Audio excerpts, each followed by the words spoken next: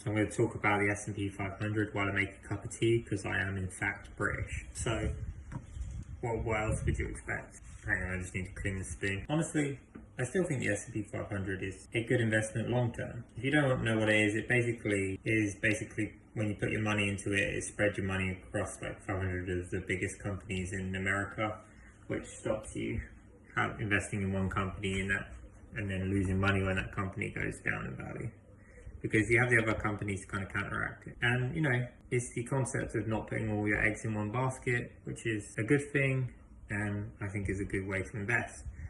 So I used to be someone who preached about the S&P 500, and I still think it's a good ETF, and I still think it's good long term, but I just lost a bit of faith in it recently, and the reason is it seems to be becoming less diversified. It was always preached about because of its diversification, and it was praised because of its diversification. It allowed you to invest in a lot of different sectors and companies, and that way safeguard your money while growing it. So you were betting on the market, the US market, instead of just betting on one stock.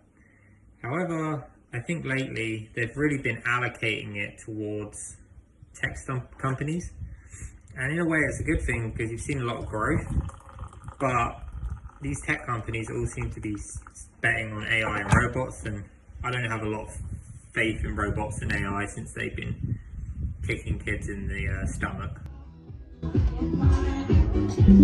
I don't support that.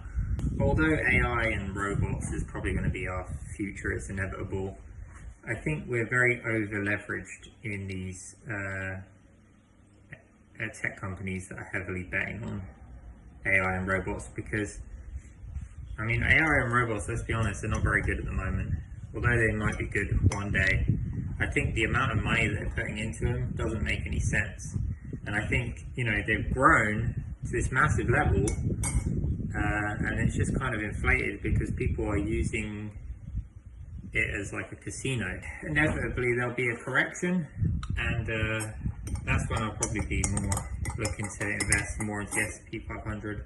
Although I could be wrong, because if you had taken that approach last year, you would have missed out on a lot of the gains. So I'm not telling you that it's a bad investment. I still think I would probably invest in it long term, and I think after the correction it will probably grow again and go to newer highs, as it always has. But at the moment it doesn't feel like the safe investment that it used to. So I'll probably be waiting a little while before I invest in it again.